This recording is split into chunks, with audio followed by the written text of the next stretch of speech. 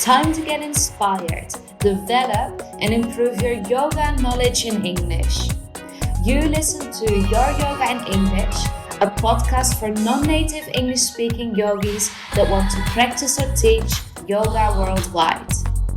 My name is Annie, the founder of Enga Unite, and here to guide you on your way to become the confident, effective, and knowledgeable English-speaking yogi you want to be.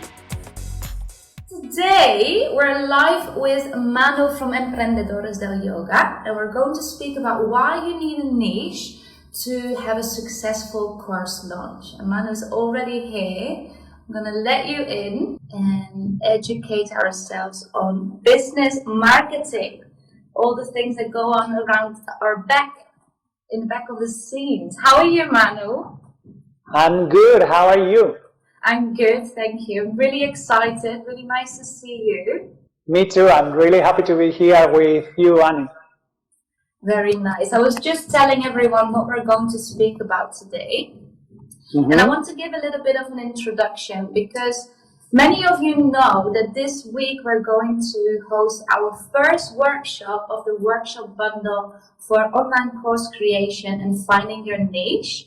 Manu and I will both host a workshop in that bundle, and we're very excited about this because we've known each other for quite some time, and since we work with both the same niche, which are you, all the yoga teachers here, we've been thinking of collaborating and doing something together to really help you improve your yoga business. So that's why we are here today. We're going to explain why you need a niche for a course launch, because many of you already know that just teaching a yoga schedule isn't enough anymore. So thank you so much for being here, Manu. Like I said, very excited. Let's just dive in straight away. Let's jump in. Can you tell us what actually is a niche? All right. So this is a very good question, Annie, because I think when we talk about niche, many yoga teachers or wellness professionals, they still don't know very clearly what a niche is. Now, when I think about a niche, I, like every yoga teacher or wellness professional who is watching this video right now, I want you to think about a problem. Think about a problem that you are able to help people with. So basically, by definition, a niche is a portion of the population who share a problem that needs to be solved. And there is something also, Annie, that I want to share with you today, and it's the word solving a problem. Because I know that for some yoga teachers, sometimes the idea of solving a problem maybe sound like something difficult to understand what that means.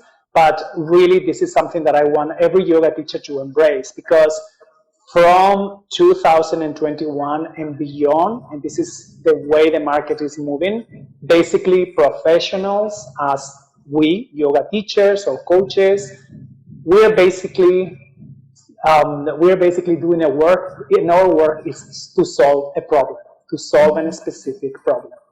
And if you look at it, Annie, from the lenses of yoga, this is actually really cool because, solving a problem, it's almost like doing a service for people. We talk a lot about service in, as karma yoga, as seva, as something that you would do for other people. So if you look at finding a niche through the lenses of solving a problem, it's kind of a very yogic thing. Does that make sense?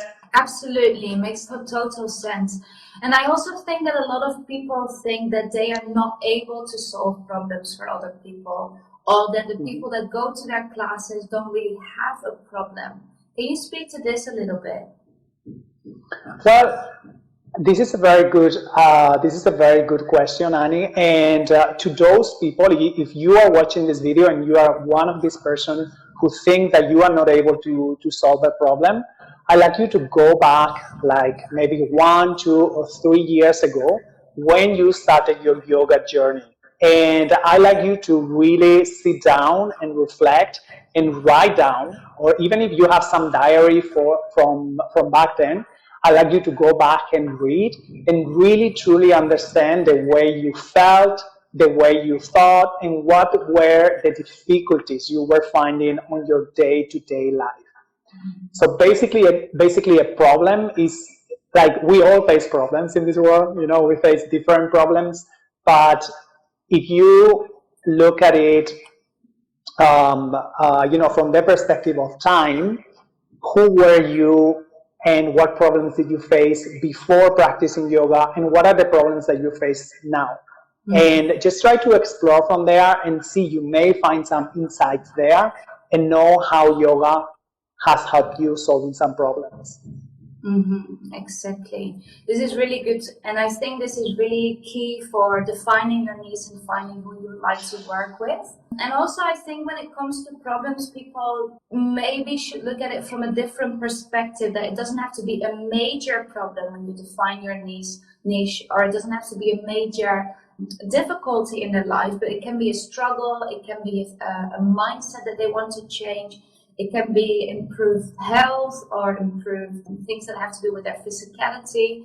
So it doesn't have to be a major problem in their life.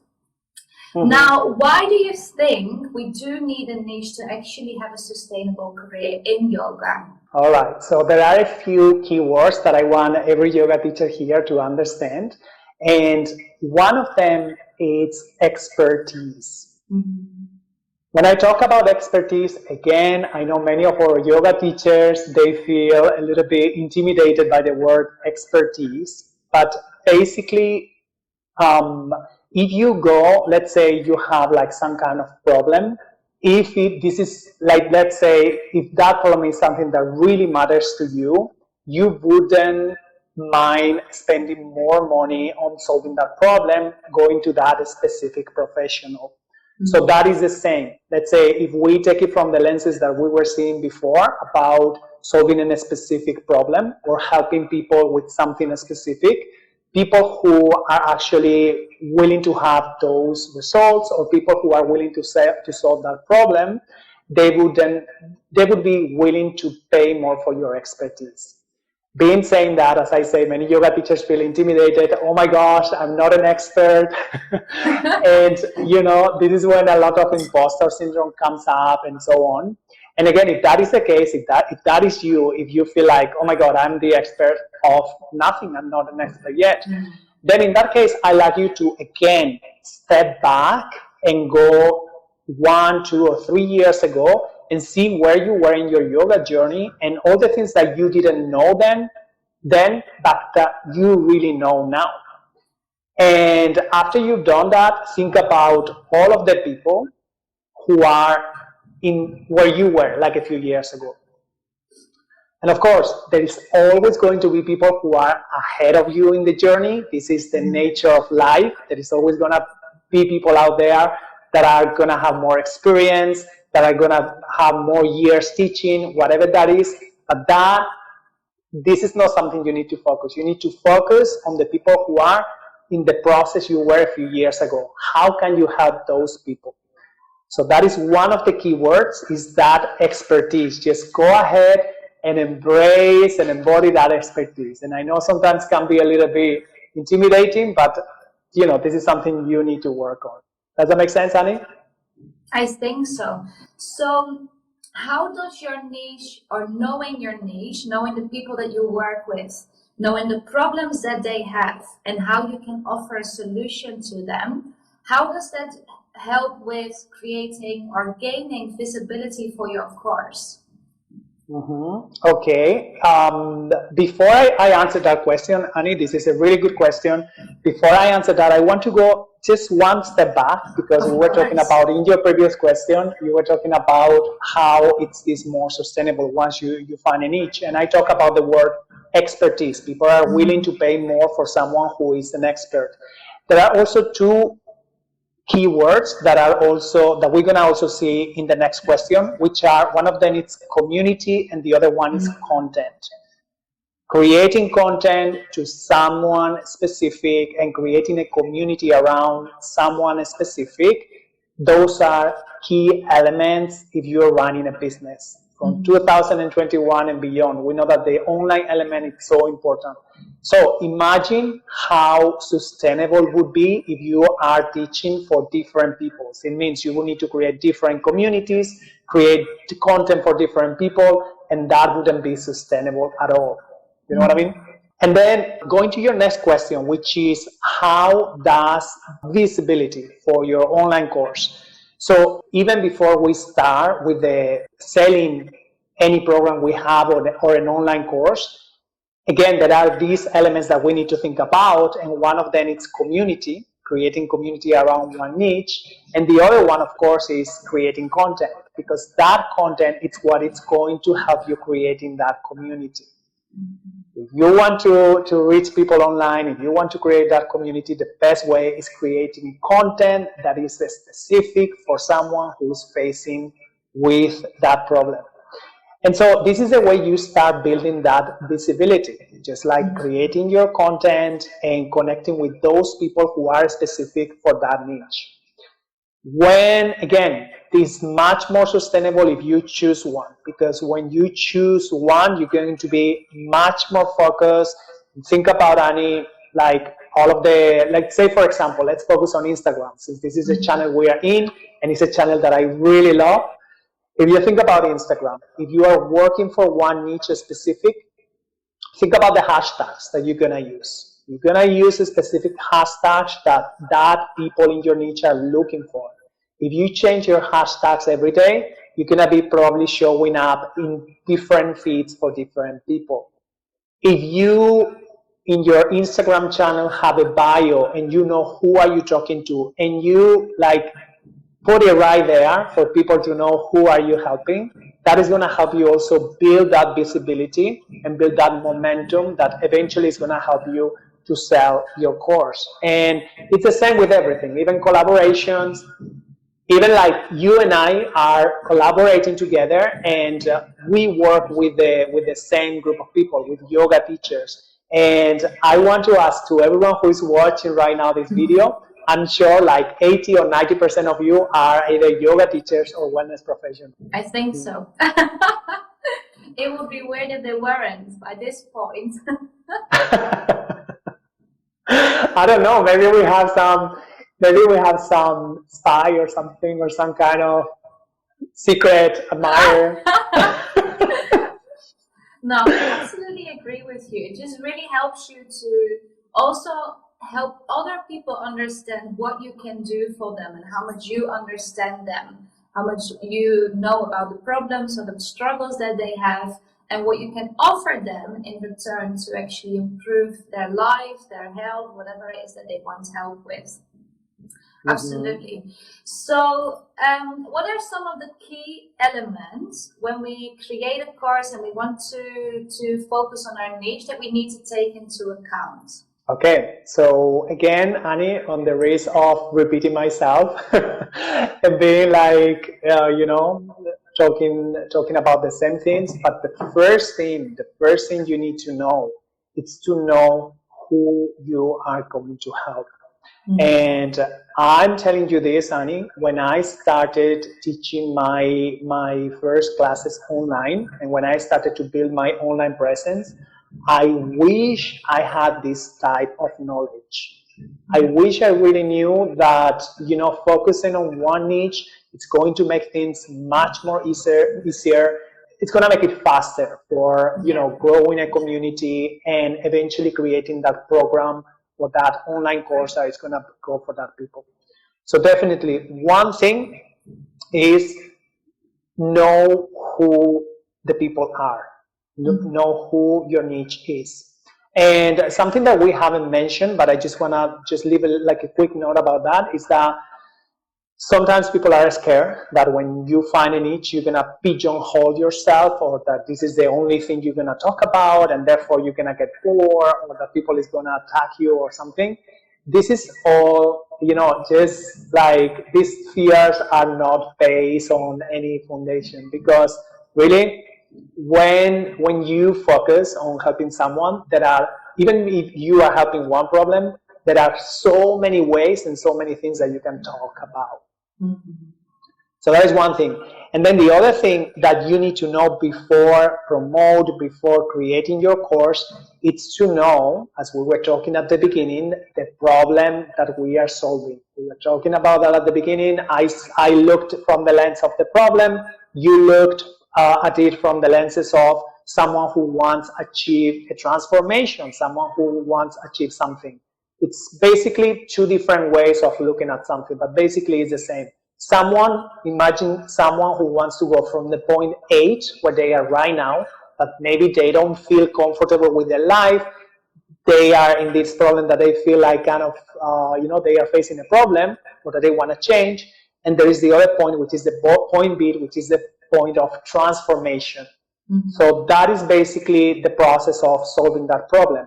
This needs to be very clear for you. What is the point A in which your people, your niche are right now, and what is the point B, which is where you want to take them. Mm-hmm. Exactly. Does that make sense? Yes, absolutely. And I think I just want to speak to your second point about the fears, because I definitely see this in our community too. More and more people actually come to us with questions about niching and about creating courses. That's why we did this bundle as well. Starting their own business, and they feel very afraid that when they choose a niche, like you said, there is nothing to talk about or not enough. And I think that clearer you are on the people that you want to teach and the people that you can help, the more you have to talk about, because you know exactly what they need. And there are so many things that you can approach in a different way. Everyone is different, so they will need different practices or ways that you speak to them or different types of solutions. So really don't be afraid to really zoom in on one specific person, or even have one person in mind when you create all your things. Yeah, because I also want to speak to that, because sometimes we have this fear that people are going to put a tag on us, and they are going to say, okay, here is Manu who works for yoga teachers, and this is all that he does, or whatever, But here's the thing. The reality is that we humans, our way of thinking, we use a lot of tags. Like we call things by a name. We tend to I don't know how to explain, but basically the idea is that if you don't tag yourself and you don't choose how you want to be known, people are going to do that for you. And so I encourage every yoga teacher to decide and to choose what you want to be known for. Because if you don't do that, someone else will do that for you, and probably they're going to choose the tag that you don't feel comfortable with or that you don't want to be recognized for. Mm-hmm. Exactly. Really, really good point. I never really thought about it that way, but it's very true. So is this one of the things that you're going to teach in the workshop as well on the 27th of January? Oh my gosh, of course, yes. Of course, yes, Annie. We're going to be talking about all of this, and to everyone who joins the workshop, I really, really, really want you to do a deep work. This is what we tend to do. This is what I tend to do with this workshop. There is a lot of questions and a lot of, people sharing. I ask a lot of questions, and there are also exercises, because at the beginning, I think it takes a little bit of digging, finding who you are as a person, also thinking and reflecting about your own journey, as I was talking to you before, just like kind of go back just a few years back and see who you were. And this is one of the things we're going to be talking about. Learning about yourself as a teacher, learning about your experience, learning about the things that you've been going through in your own journey. And then, yes, looking for the person that you want to serve. This is kind of the first part of the workshop, and then in the second part of the workshop, we work the marketing message, which is something that comes together. And I know when you in your workshop tomorrow, you are also going to talk about marketing, because of course we know marketing is a very important piece of it all. But we're going to look from different perspectives, and on my side, I'm going to see how all of this part of finding a niche, how that translates into integrating that into your own marketing. That's basically what I'm going to be teaching on January. And I am super excited that we are starting tomorrow with your workshop already. Yes, me too. I'm very excited about it. And I think it's such a great thing to do as well at the end of the year to really set yourself up for success in 2022. As many of you have noticed, yoga is here to stay online. And if we really want to have a sustainable career, we need to offer more than just our regular schedule. And it's not only because there's only so many hours in the week or so many hours in the day that you can teach, but it also really helps you to get super clear on where you want to go in your long-term career as a yoga teacher. So we start tomorrow. That's true. We start tomorrow. The first workshop is all about course creation, online course creation for your own yoga course. And we will do a little bit of this niching work as well, because it's really important that you know who your course is going to be for and what solution you are going to offer to any type of problem that they experience. It can be a transformation professionally, personally, mentally, emotionally, everything that we speak about in our yoga classes. And I'm really excited about it, because it's not just the course that you create. There's a whole thing that goes into it, really. There's all the pre-course stages, understanding your niche, the actual writing of your curriculum, and then the selling part. The selling part we're going to speak about a little bit, because that asks for a whole workshop in itself, but I hope that it gives you enough information to actually get started with that. So if you are interested in joining, we're going to host it, but you can join. You can go to the link in our bio. It's on the Emprendedores del Yoga in the bio and in mine as well. And you can look for workshop bundle. The workshop bundle are 2 workshops. One is tomorrow. So if you're watching this live, it's tomorrow the 16th of December at 11 a.m. CET. And Manus will be on the 27th of January, also at 11 a.m. CET, so it's Central European Time. If you have questions, let us know. And I posted something on Instagram yesterday with 5 facts, so frequently asked questions. You can find some more information there as well. But always feel free to send a message or send an email, whatever you prefer. Manu, is there anything that you would like to add to this? Well, the last thing that I want to say to this, Annie, is that, because you and I have talked about this before, and really for any yoga teacher who is watching this, if you are not clear, what are the first steps you need to take? Because, of course, we know since 2020, everything is so different. Maybe you are confused. Maybe you don't know how to move forward. These are 2 big steps to take. Finding your niche and then creating a higher ticket program. I mean, I wish, as I say, Annie, that I could find this workshop, like, say, I don't know, 3 or 4 years ago, when I started teaching yoga online. Yeah. I wish I would have find this kind of information available as we are doing right now. And we are doing it at a very, very accessible rate. So this is like, I was thinking today, Annie, that this is like our gift, our Christmas gift to our communities, because really the price is like really, really accessible. Exactly. I've been thinking exactly the same thing this weekend. I said, actually, this is a Christmas gift to you all. Because if you want to do something big in 2022, if you want to be a long-term yoga teacher and not suffer from burnout or feel frustrated or lost or stuck, this really can help you to build on your services and expand them as well in 2022. Amazing. Thank you so much, Manu, for being here and sharing all your knowledge. Everyone, if you have a question, don't hold back. Just let us know. And I hope to see you all tomorrow. If not, if you can't make it live, do still sign up, because everything will be recorded and you can watch it in your own time. So maybe during Christmas holidays or when you're writing your goals for 2022, you can watch it whenever suits you. All right. Thank you so much again. All right. My pleasure. And I'll see you soon. Hey there, I just wanted to let you know that you can still sign up to our workshop bundle that we spoke about in this episode. If you're listening to this at a later time, you can find the recordings on our online learning platform. The bundle is included on our continuing education membership. That means that if you're a member, you can watch the workshops for free. If you're not a member, you can purchase the bundle separately.